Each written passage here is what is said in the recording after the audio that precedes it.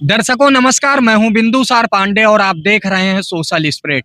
मुद्दा वही है, जगह बदल गई है। 2027 का चुनाव नजदीक है।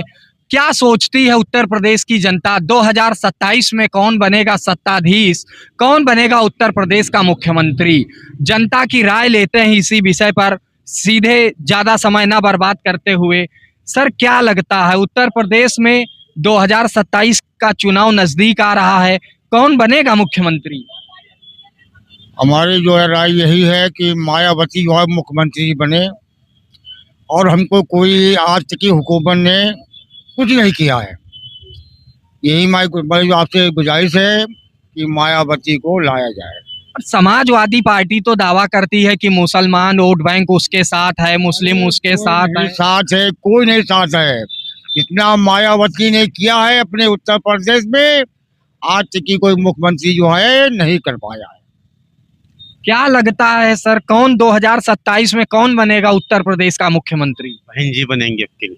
बहन जी का शासन 2007 से 12 तक पूर्ण बहुमत की सरकार थी, काम उन्होंने किया था। क्या लगता है आपको कि और सरकारें उनके हिसाब से कैसी रही? उनके हिसाब से तो कोई सरकार नहीं सही है। कोई सही नहीं रही। कोई सही नहीं रही। क्यों? उनके शासन में हर काम, कोई काम को रोका नहीं गया। हर काम को आगे बढ़ चढ़ के किया बहन जी ने। मगर आज की सरकारों ने कोई काम करने की वजह पे काम किया ही नहीं। किया है तो अपने मतलब करके किया। क्या लगता है, चाहे बीजेपी की सरकार हो चाहे सपा की सरकार हो, घूम फिर के हिंदू मुस्लिम मंदिर मस्जिद की राजनीति होने लगती है? क्या इसी राजनीति से विकास होगा उत्तर प्रदेश का? नहीं, ये तो खाली बस बेवकूफी है। क्या कहना चाहिए? हमारे कहने मतलब जो है मायावती को लाया जाए और हमारी कोई हुकूमत जो है कोई काम नहीं करेगी, सीधी बात। क्या कहना चाहेंगे सर, उत्तर प्रदेश का चुनाव नजदीक है, एक तरफ सवर्ण वोट बैंक भी भारतीय जनता पार्टी से नाराज दिख रहा है, दूसरी तरफ समाजवादी पार्टी का दामन नसीमुद्दीन सिद्दीकी ने थाम लिया। क्या लगता है कौन बनेगा 27 का सत्ताधीश?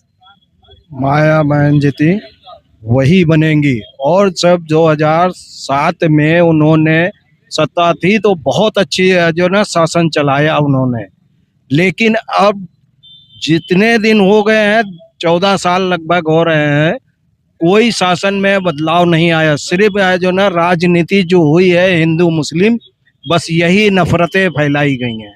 अब जनता धर्म की राजनीति से ऊपर उठना चाहती है। क्या लग रहा है, बहन जी का शासनकाल आपने देखा, क्या लगता है 27 में आएगी?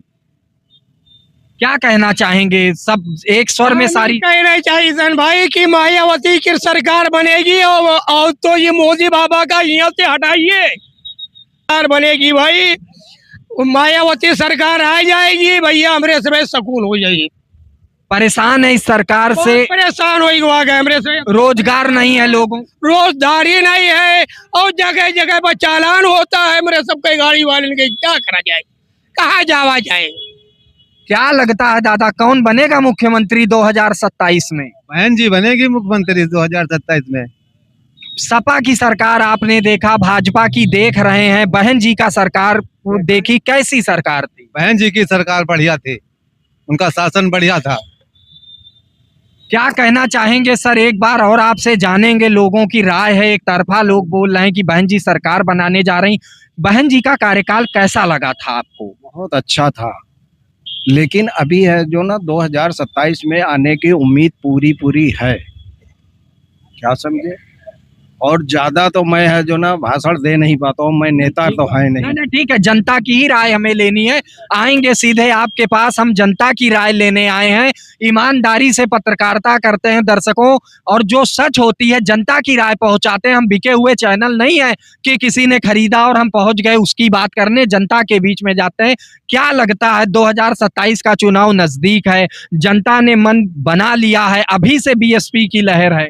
देखिए, उत्तर प्रदेश में अभी तक जो सरकारें देखी हैं, किसी ने रोजगार नहीं दिया, किसी ने महंगाई पर बात नहीं की, किसी ने शिक्षा पर बात नहीं की, किसी ने सुरक्षा पर बात नहीं की। सिर्फ हिंदू मुस्लिम, शमशान घाट, कब्रिस्तान और इन्हीं सब राजनीति पर बात हुई है। कभी किसी गरीब आदमी के लिए, कभी किसी मजदूर आदमी के लिए, कभी किसी रिक्शे वाले के लिए, कभी किसी खुमचे वाले के लिए या आम आदमी के लिए कभी कोई बात नहीं हुई। हर आदमी महंगाई से परेशान है, हर आदमी कानून व्यवस्था से जो है परेशान है, वो गरीब आदमी की कहीं कोई सुनवाई नहीं है, परेशान है। और आदरणीय बहन जी की सरकार में सर्व समाज के लोगों को शिक्षा मिली, सुरक्षा मिली, रोजगार मिला, 99 साल के गरीबों के लिए पट्टे मिले, माया पेंशन योजना मिली, 1,01,000 जो है मकान लखनऊ में फ्री दिए गए, और जो है बहुत सी ऐसी योजनाएं रही जो सर्वजन हिताय सर्वजन सुखाय के साथ रही उत्तर प्रदेश में।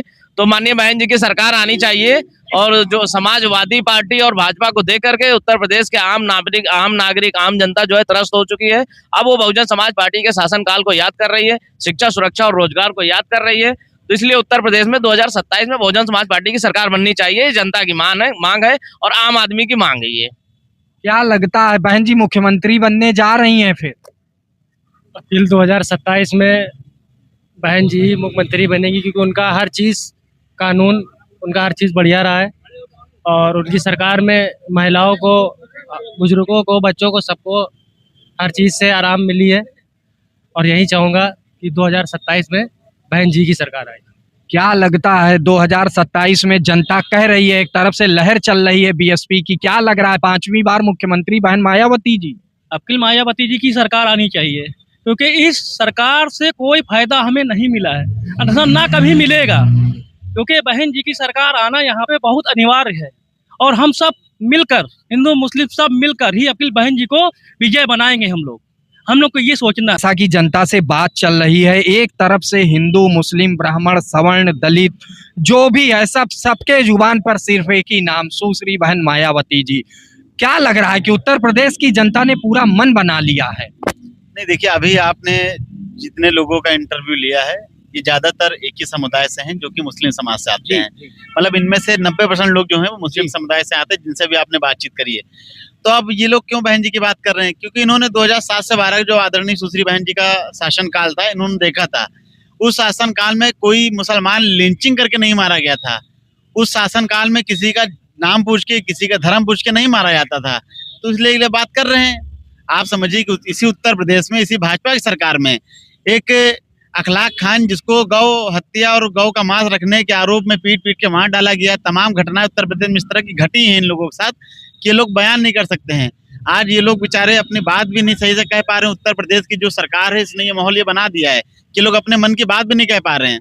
लेकिन बहुजन समाज पार्टी इनके हितों की, सर्व समाज के हितों की बात करती है। 2007 से 12 में जब सरकार थी, तब इन लोगों के लिए, यानी कि मुस्लिम समाज के लिए, सुश्री बहन कुमारी मायावती जी ने मदरसों का आधुनिकीकरण पहली बार उत्तर प्रदेश में जो है वो बहन जी की सरकार में हुआ था। मदरसों में पहले जो शिक्षक होते थे उनको 500 रुपये मिलता था, लेकिन उत्तर प्रदेश की जब सरकार आई है और सुश्री बहन कुमारी मायावती जी ने उस मदरसा के जो शिक्षक हैं उनको 25,000 सैलरी देने का काम किया, वो सुश्री बहन जी मायावती जी ने किया है। इसी उत्तर प्रदेश की इसी राजधानी लखनऊ में जो बच्चे मुस्लिम समाज के ज्यादा पढ़ लिख गए हैं या ग्रेजुएशन लेवल पे हैं, तो उनके लिए एक ख्वाजा मोइनुद्दीन चिश्ती उर्दू अरबी फारसी विश्वविद्यालय का गठन किया, जो कि आपके यही IM रोड पे है। तो बहन जी ने इनको वो नहीं बताया जो अखिलेश यादव बताते हैं कि आप हाथ में पत्थर ले लो, हाथ में तलवार ले लो, आप हिंदुओं से लड़ो। वो नहीं बताती बहन जी। बहन जी ने इनके हाथ में कलम, बहन जी ने इनके हाथ में कुरान देने का काम किया कि आप दीनी तालीम भी हासिल करो और जो दुनियावी तालीम है उसको भी हासिल करो। तो अगर बहन जी आपसे कह रही हैं, यानी कि मुस्लिम समाज की, कि आप लोग रोजगार मिलेगा लेकिन शिक्षा हासिल करो, और वहीं एक दूसरी सरकार जो इन लोगों को कॉपीराइट लेती नहीं सकती है, श्री अखिलेश यादव जी की सरकार, तो दंगे कहीं होते हैं तो सबसे पहले इन लोगों को झोंक देती है। उनके लिए मुसलमान एज अ टूल है। बहुजन समाज पार्टी का ये अभिन्न अंग है और समाजवादी पार्टी के लिए एक टूल है। तो आप अपनी अहमियत को समझें, अपने नेता को समझें। आप एक पार्टी है जो आपको थाने चौकी की राजनीति कराती है। समाजवादी से मुसलमान अगर कहीं जुड़ा हुआ होता, कहता है भैया हमारे वो थाने पे मामला है वो निपटा देंगे, सिर्फ इससे ज्यादा कुछ नहीं। वो आपको शिक्षा में भागीदारी नहीं देंगे, वो सत्ता में भागीदारी नहीं देंगे, वो आपको सरकारी नौकरियां भी नहीं देंगे। लेकिन अगर किसी से लड़ाई हो जाएगी, थाने चौकी समाजवादी नेता आ जाएगा आपके साथ, बस इतना ही करते हैं वो। लेकिन बहन जी क्या करती है? बहन जी कहती है कि आप पढ़ाई लिखाई पे ध्यान दो, आप रोजगार, शिक्षा, स्वास्थ्य पे ध्यान दो, आप अपनी कौम की तरक्की कर लोगे। और मैं आपके चैनल के माध्यम से मैं पूरे मुस्लिम समाज से ये निवेदन करना चाहता हूं कि अगर अपनी कौम की तरक्की चाहते हैं तो जितनी जल्दी हो सके समाजवादी पार्टी का झंडा छोड़ दीजिए, आपकी कौम की तरक्की हो जाएगी। नहीं तो जिस तरह ये समाज आज प्रताड़ित है, ये किसी छुपा नहीं है। आज श्री अखिलेश यादव जी जब मुसलमानों को, जो सबसे बड़े नेता उत्तर प्रदेश में, श्री आजम खान साहब, जो लगभग 5 सालों से जेल में बंद हैं, उनके लिए जब आवाज नहीं उठा रही तो आप लोग तो एक आम मुसलमान हो, आपके ऊपर अगर कुछ सरकार में हो जाएगा योगी की सरकार में तो आप लोग क्या बोलोगे? कुछ नहीं होगा। तो आप लोग अपनी अहमियत को समझो और अपना जो दल आपको अहमियत दे रहा है उस दल को भी समझो। आपको बहुजन समाज पार्टी के साथ मजबूती से आना चाहिए और दलित, मुसलमान और अपर कास्ट में खासकर ब्राह्मण समाज, आप लोग जो भाईचारा 2007 में बना के जो उत्तर प्रदेश में कायम हुए थे, आप लोग वही समीकरण फिर से बना के उत्तर प्रदेश में आप लोग सरकार बनाओ 5वीं बार। सुश्री बहन जी जो सर्व समाज की एक ताकतवर लेडी और एक महिला नेता भी हैं, तो आप लोग उनको सीएम बनाइए और उसके बाद आपको किसी चीज के लिए सरकार से मांगना नहीं पड़ेगा, आपको बिन मांगे सब कुछ मिलेगा। क्या लगता है सर, जैसे नसीमुद्दीन सिद्दीकी ने 2 दिन पहले सपा ज्वाइन की और आरोप लगाया कि बसपा में मुस्लिमों की बात करने पर डांट पड़ती थी। हालांकि उत्तर प्रदेश की जनता ने देखा है कि नसीमुद्दीन का कितना बड़ा जनाधार है। कांग्रेस ज्वाइन किया, कांग्रेस गर्त में चली गई, और बसपा में थे तो बसपा भी कहा ना जाए 2012 में ऐसे नेताओं के कारण गई। अवसरवादी नेता हैं, क्या लगता है कितना प्रभाव डाल पाएंगे? देखिए, सबसे पहली बात, जिस नसीमुद्दीन सिद्दीकी की बात कर रहे हैं उनको नेता हमारी पार्टी यानी कि बहुजन समाज पार्टी सुश्री बहन मायावती जी ने बनाया। अगर वो वाकई में कौम के सच्चे ईमानदार नेता होते तो उत्तर प्रदेश में आज तक किसी मुसलमान को उत्तरी मंत्री किसी सरकार ने नहीं दिए। यहाँ तक समाजवादी पार्टी जो इनका कॉपीराइट लेती है उसने भी कभी 18 मंत्रालय नहीं दिए एक मुस्लिम नेता को। उत्तर प्रदेश में किसी मुख्यमंत्री से ज्यादा अगर मंत्रालय अगर दिए तो बहन जी ने दिए नसीमुद्दीन सिद्दीकी को। लेकिन उस आदमी ने, उस एहसान फरोश आदमी ने, जिसने बसपा ने उसको कहाँ से उठा के, वो कंडक्टर ही करते थे, कंडक्टर से उसको उठा के बहन जी ने एमएलसी बनाया, विधायक बनाया अपने वोटों से, जहाँ जाटो वोट रहता है। मुसलमान सीट से नहीं लड़ाया, जहाँ जाटो वोट था वहां से उसको उठा के एमएलसी बनाया, विधायक बनाया, मंत्री बनाया और अपनी चारों सरकार में मंत्री बनाया। और उसके बाद उसने, उस आदमी ने उस नेता को धोखा दिया है। और 8 साल ये पिछले कांग्रेस में था, कांग्रेस में रहने के बाद इन्होंने श्री राहुल गांधी जी को प्रधानमंत्री बना लिया है। उत्तर प्रदेश में कांग्रेस 2% की पार्टी हो गई है और वही हाल वो समाजवादी का करने आए हैं। 2027 में समाजवादी पार्टी 27 जीत नहीं पाएगी, 27 सीटें नहीं जीत पाएगी। जीतना तो बहुत दूर की बात है, ऐसे नेताओं की वजह से 27 सीटें नहीं जीत पाएगी। और बात रही बसपा की और नसीमुद्दीन की, तो बसपा एक ऐसी पार्टी है जो नेता बनाने की फैक्ट्री है।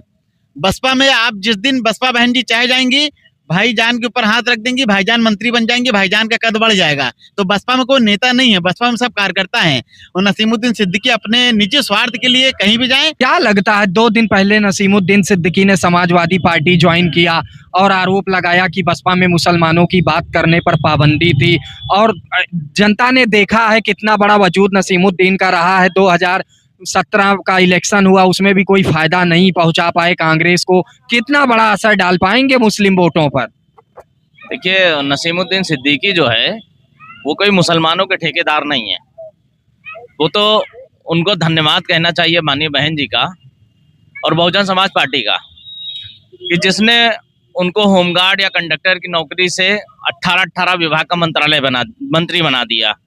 और मंत्री क्यों बनाया? 2007 में आदरणीय बहन जी का एक नारा है, बहुजन समाज पार्टी का एक नारा है, जिसकी जितनी संख्या बारी उसकी उतनी हिस्सेदारी।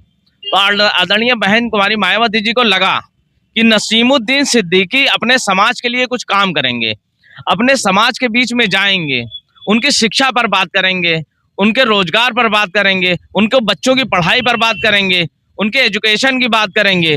लेकिन नसीमुद्दीन सिद्दीकी ने 18 विभाग तो लिए, लेकिन कभी वो बहुजन समाज पार्टी के शासनकाल में बड़ी बड़ी बातें तो करते थे और खूब मलाई काटते थे, अपने कुछ 2-4-10 गुर्गों को खूब बढ़ावा देते थे, लेकिन समाज के बीच में नहीं गए। तो एक कहावत है कि मुस्लिम समाज का नेता, बहुत से कम नेता हैं, मुस्लिम समाज का नेता अपनी पार्टी के लिए तो वफादार है लेकिन अपने कौम के लिए वफादार नहीं है। तो बहन जी ने 2007 से 12 तक जब इनको 18 विभाग का मंत्री बनाया तो उन्हीं ने उनका टेस्ट लिया कि बहन जी ने कहा कि भाई नसीमुद्दीन, आप जो है 18 विभाग के मंत्री रहे हैं, तो आपने क्या काम किया है, ऐसा करिए। तो बहन जी ने कहा, बहन जी अब हमारे कहने पर 100 मुसलमानों को टिकट दीजिए। तो बहन जी ने उनको 100 मुसलमानों का टिकट दिया कि जाइए ठीक है, मैं आपको आपके काम का टेस्ट लूंगी। तो उन्होंने 100 टिकट दिलवाए मुसलमानों को, एक हिस्सेदारी दी बहन जी ने, एक बढ़िया हिस्सेदारी। 403 विधानसभाओं में विधायक बनाने के लिए 100 मुसलमानों को टिकट दिया बहन जी ने। लेकिन अब वो फ्यूज बल्ब, उन्होंने जो मलाई काटी 2012 से 17 तक, अब जब उनका टेस्ट का टाइम आया तो उन्होंने टिकट तो दिलवा दिए।